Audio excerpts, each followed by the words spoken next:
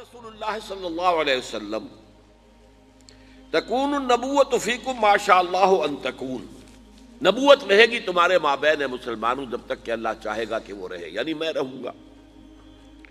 ثم یرفع اللہ اذا شاء یرفعها، پھر اللہ اسے اٹھا لے گا جب اللہ چاہے گا کہ اسے اٹھا لے، یعنی پھر میرا انتقال ہو جائے گا، نبوت ختم ہو جائے گی، اب تمہارے مابین نبوت کی برکات و سعادتیں نہیں رہے گی۔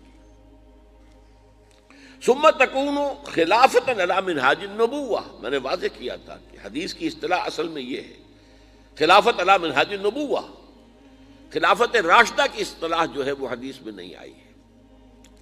پھر اس کے بعد ایک دور ہوگا خلافت کا جو بالکل نبوت کے طریق پر ہوگی، نبوت کے نقش قدم پر ہوگی، جو نظام میں نے قائم کیا جوں کا توں، بغیر کسی بال کے فرق کے وہ قائم رہے گا۔ فَتَكُونُ مَا شَاءَ اللَّهُ أَن تَكُونَ، پھر وہ بھی رہے گا جب تک کہ اللہ چاہے گا کہ رہے۔ ثُمَّ يَرْفَعُ اللَّهُ إِذَا شَاءَ يَرْفَعَهَا، پھر اللہ اسے بھی اٹھا لے گا جب چاہے گا کہ اٹھا لے۔ ثُمَّ تَكُونُ مُلْكًا عَاضًا، عَضَّ يَعُضُّ کہتے ہیں دانتوں سے کاٹنے کو، کاٹ کھانے والی شے، عَاضًا۔ فرمایا پھر اس کے بعد ایک دور آئے گا جو کاٹ کھانے والی ملوکیت کا دور ہوگا۔ یہ جیسا کہ میں عرض کر چکا ہوں، یہ ملوکیت جو مسلمانوں کی تھی اور ان میں جو جو مظالم ہوئے ہیں، اچھے لوگ بھی آئے ہیں، یقیناً آئے ہیں، آخر 12 خلفاء کی تعداد انہی میں سے پوری ہوتی ہے، لیکن بحثیت مجموعی جو کچھ ہوا ہے میں نے چند اشارے کر دیے تھے کہ واقعہ کربلا اب جس کا تذکرہ ہمارے ہاں ہوگا بہت شد و مد کے ساتھ، محرم الحرام کا آغاز ہو چکا ہے۔ پھر یہ کہ واقعہ ہررا جو نہایت افسوسناک واقعہ ہماری تاریخ کا، جس کا کہ ذکر کرتے ہوئے بھی لرزہ طاری ہوتا ہے، مسلمانوں نے اور مدینۃ النبی کی حرمت کو ایسا بٹا لگایا کہ 3 دن تک کے لیے جائز ہے، حلال ہے، جو چاہو لوٹو اور جس کو چاہو ریپ کرو۔ پھر اسی دور میں حجاج ابن یوسف جیسا قصاب جس نے سینکڑوں تابعین کو شہید کیا ہے، پھر اسی دور میں محمد بن قاسم کو بلا کر شہید کیا گیا۔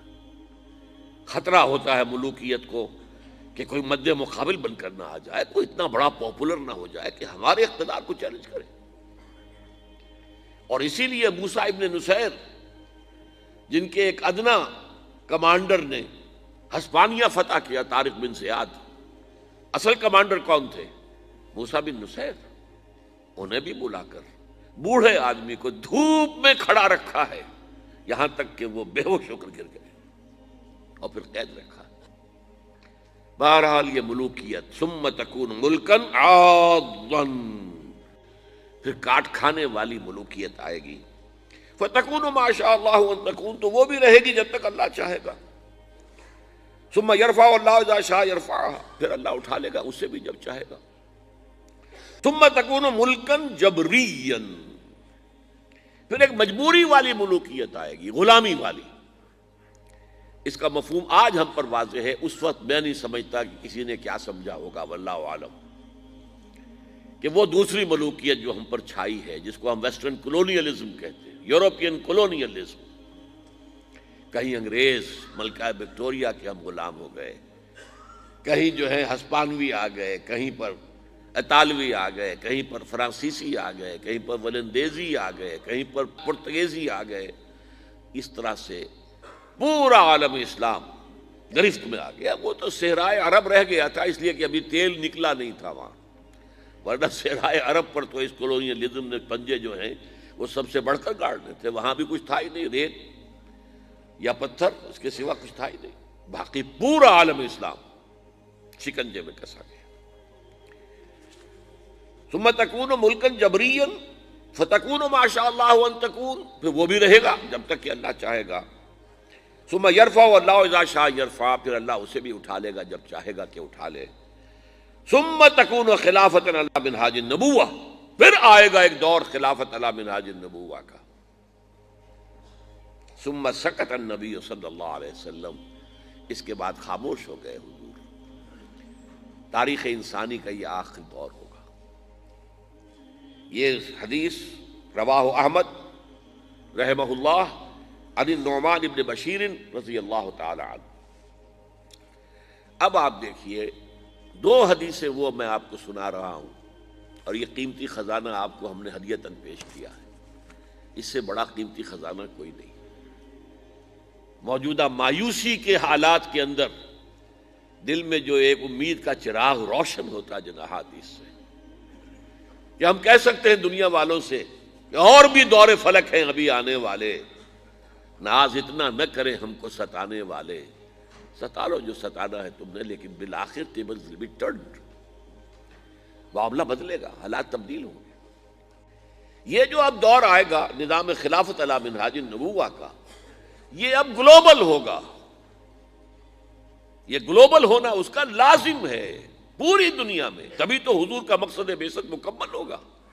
وما ارسلناک الا کافۃ للناس بشیرا ونذیرا، تبھی تو بات پوری ہوگی۔ لہذا اب سنیے حدیثیں۔ عن ثوبان رضی اللہ تعالی عنہ، یہ حضور کے غلام تھے جنہیں آپ نے آزاد کر دیا تھا، تو بعض روایات میں ان کا لفظ نام پورا آتا ہے۔ عن ثوبان مولا رسول اللہ صلی اللہ علیہ وسلم، حضور کے آزاد کردہ غلام ثوبان سے روایت ہے۔ قال قال رسول اللہ صلی اللہ علیہ وسلم، انہوں نے بتایا کہ نبی اکرم صلی اللہ علیہ وسلم نے فرمایا، ان اللہ زوالی الارض، اللہ نے میرے لیے تمام زمین کو لپیٹ دیا یا سکیڑ دیا، فرأیت مشارقہا و مغاربہا، تو میں نے اس کے سارے مشرق دیکھ لیے، سارے مغرب دیکھ لیے۔ وَإِنَّ أُمَّتِي سَيَبْلُغُ مُلْكُهَا مَا زُوِيَ لِي مِنْهَا، اور میری امت کی حکومت ان تمام علاقوں پر قائم ہو کر رہے گی جو اللہ تعالیٰ نے زمین کو سکیڑ کر یا لپیٹ کر مجھے دکھا دیے۔ اس کے بعد بھی کوئی نا امیدی اور مایوسی کا معاملہ ہوگا؟ ٹھیک ہے، درمیان میں جو دور آنے ہیں، مکے والوں پر جو بیت رہی تھی صحابہ کرام پر وہ بیتا، احد میں شہید جو ہوئے وہ ہوئے، بالآخر تو اسلام غالب ہوا، بالآخر تو حضور 10,000 قدوسیوں کے ہم رکاب مکے میں فاتح کی حیثیت سے داخل ہوئے کہ نہیں ہوئے؟ تو ابھی بہت کچھ ہونا ہے امت مسلمہ کے ساتھ۔ We deserve the punishment, divine punishment, لیکن اس کے بعد جو ہونا ہے وہ یہ ہے۔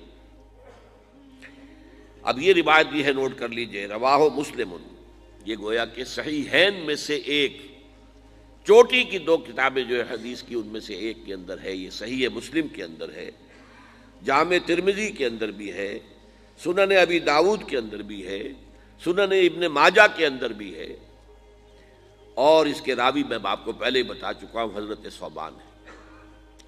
دیکھیے یہاں اقبال جو ہے اس کے میں نے اشعار جو ہے لکھے ہیں ساتھ ہی، یہ وہ ترجمان القرآن، وہ اس امید کا، اس وقت کا، ایک جگہ تو بہت ہی خوبصورت انداز میں کہا ہے، جب غرناطہ میں جب گئے ہوئے تھے قرطبہ، اور قرطبہ میں جو مسجد ہے جامع قرطبہ، وہ ایک دریا کے کنارے پر ہے۔ جیسے کبھی یہ مسجد جو ہماری تھی بادشاہی مسجد، یہ دریائے راوی کے کنارے پر تھی، راوی اس کے ساتھ بہتا تھا۔ بڈھا راوی تو ہمارے اپنی جو ہے اس میں رہا ہے کہ اس راوی کو بڈھا راوی کہتے تھے، وہ گندا سا ایک نالا، وہ تھا اصل میں بیٹھ۔ اسی طرح وادی الکبیر، وہ جو وادی الکبیر ایک دریا تھا، اس کے کنارے پر مسجد قرطبہ ہے، اور اقبال وہاں کہہ رہا ہے، آب روان کبیر تیرے کنارے کوئی دیکھ رہا ہے کسی اور زمانے کے خواب۔ وہ ویژنری تھا، سیر تھا، دیکھ رہا تھا۔ گاہ میری نگاہ تیز چیر گئی دل وجود، گاہ الجھ کے رہ گئی میرے توہمات میں۔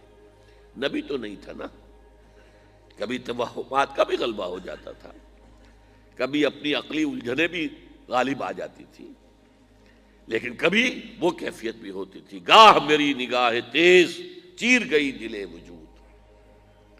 اب دیکھیے وہ کیا کہہ رہا ہے، آسماں ہوگا سحر کے نور سے آئینہ پوش، اور ظلمت رات کی سیما پا ہو جائے گی، پھر دلوں کو یاد آ جائے گا پیغام سجود، پھر جبیں خاک حرم سے آشنا ہو جائے گی۔ آج انسان اکڑا کھڑا ہے، اللہ کے سامنے سربسجود ہونے کو تیار نہیں ہے، لیکن ایک وقت آئے گا پھر دلوں کو یاد آ جائے گا پیغام سجود، اور پھر جبھی خاک حرم سے آشنا ہو جائے گی، حرم کی مٹی پر جا کر، حرم کے فرش پر جا کر یہ جو میری پیشانی ہے لگے گی۔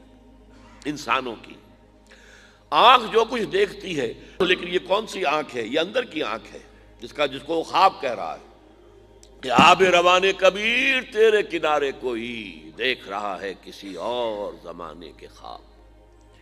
آنکھ جو کچھ دیکھتی ہے لب پہ آ سکتا نہیں، محو حیرت ہوں کہ دنیا کیا سے کیا ہو جائے گی۔ پھر خلافت علی منہاج النبوت اور عالمی سطح پر آخری شعر پڑھیے، شب گریزاں ہوگی آخر جلوہ خورشید سے، جیسے رات دوڑ جاتی ہے جب سورج طلوع ہوتا ہے، شب گریزاں ہوگی آخر جلوہ خورشید سے، یہ چمن معمور ہوگا نغمہ توحید سے، اور یہ پورا عالم، چمن عالم جو ہے یہ نغمہ توحید سے معمور ہو جائے گا، بھر جائے گا۔ وہی جو آیت استخلاف ہم نے پڑھی اور اس کا پہلے ذکر بھی ہو چکا ہے، وعد اللہ الذین آمنوا منکم وعملوا الصالحات، اللہ نے وعدہ کیا ہے مسلمانوں تم میں سے جو لوگ واقعی صاحب ایمان ہوں گے اور نیک عمل کریں گے۔ یہ دونوں الفاظ یہاں نوٹ کر لیجئے، یہ میری گفتگو کے آخر میں پھر آنے والے ہیں۔ کیا وعدہ ہے ان سے؟ لَيَسْتَخْلِفَنَّهُمْ فِي الْأَرْضِ كَمَا اسْتَخْلَفَ الَّذِينَ مِن قَبْلِهِمْ، اس سے زیادہ تاکید عربی میں ممکن، لازماً ان کو خلافت عطا کرے گا دنیا کی، جیسا کہ ان سے پہلے لوگوں کو عطا کی۔ وَلَا يُمَكِّنَنَّ لَهُمْ دِينَهُمُ الَّذِي ارْتَضَىٰ لَهُمْ، اور لازماً ان کے اس دین کو تمکن عطا فرمائے گا جو اس نے ان کے لیے پسند کر لیا ہے۔ اليوم اکملت لکم دینکم واتممت علیکم نعمتی ورضیت لکم الاسلام دینا ولا یمکنن لهم دینہم الذی ارتضیٰ لهم ولا یبدلنہم من بعد خوفہم امنا۔ اور اس کا نتیجہ کیا نکلے گا؟ پھر شرک کا شائبہ ختم ہو جائے گا۔ یعبدوننی لا یشرکون بی شیئا، اس لیے کہ جب تک وہ خلافت قائم نہیں ہوتی شرک ہی شرک ہے۔ انسانی حاکمیت سب سے بڑا شرک، تاریخ انسانی میں اس سے بڑا شرک کبھی نہیں ہوا۔ انسان حاکم، ان الحکم الا للہ۔ پہلے کوئی ایک فرد دعویٰ کرتا تھا کہ میں خدا ہوں، آج پوری نوع انسانی اس کی مدعی ہے کہ ہم خدا ہیں۔ پھر جب وہ خلافت قائم ہو جائے گی، یہ ہم پڑھ چکے ہیں خلافت کہتے کسے ہیں، اللہ کی حاکمیت اور بندوں کی خلافت۔ جب وہ ہوگا تو شرک کا قلع کما ہو جائے گا، پھر ان کی بندگی خالص بندگی ہوگی، پھر وہ ہماری عبادت کریں گے تو وہ خالص ہوگی۔ ورنہ کیا ہے، مسجد میں ہماری عبادت کریں گے، باہر جا کر کسی اور کا حکم جو ہے مانیں گے، کسی اور کا جھنڈا اٹھائیں گے، زندہ باد کا نعرہ لگائیں گے، کسی ایسی عدالت میں جائیں گے جہاں اللہ کے حکم سے فیصلے نہیں ہوتے، کسی ایسی پارلیمنٹ میں جا کر بیٹھیں گے ڈٹ کر اور ترا چڑھا کر جہاں اللہ کا حکم نہیں نافذ کیا جاتا۔ تو یہ تو ایک ملی جلی سی ایک عبادت ہے کہ مسجد میں بس نماز ہے، باقی تو بغاوت۔ لیکن پھر کیا ہوگا جب یہ خلافت قائم ہو جائے گی؟ تو یعبدوننی لا یشرکون بی شیئا ومن کفر بعد ذلک، جو اس کے بعد بھی کفر کرے فاولئک هم الفاسقون، یہ تو شیطنت ہے۔ اس لیے کہ ابلیس کے لیے یہ لفظ آیا ہے قرآن میں سورہ کہف میں، کان من الجن ففسق عن امر ربی، بغاوت۔ اس کے دو معنی ہیں، ایک تو یہ کہ جب یہ ہو جائے گا پھر بھی اگر کوئی کفر کرے گا تو اس کا مطلب یہ کہ وہ شیطان محض ہے، اس میں کوئی نیکی کا کوئی سوال ہے ہی نہیں۔ میرے نزدیک اس کا مطلب اور ہے، اتنا پختہ وعدہ ہم نے تم سے کیا ہے پھر بھی تم کمر نہیں کستے، نہیں کھڑے ہوتے اس کے لیے جد و جہد کرنے کے لیے، تو تم کفر کر رہے ہو۔ اتنا پختہ وعدہ، لَيَسْتَخْلِفَنَّهُمْ فِي الْأَرْضِ وَلَا يُمَكِّنَنَّ لَهُمْ دِينَهُمْ وَلَا يُبَدِّلَنَّهُمْ مِن بَعْدِ خَوْفِهِمْ أَمْنًا۔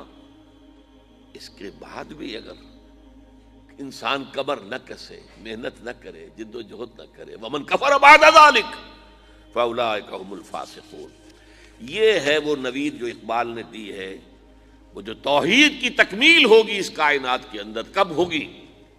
شب گریزاں ہوگی آخر جلوہ خورشید سے، یہ چمن معمور ہوگا نغمہ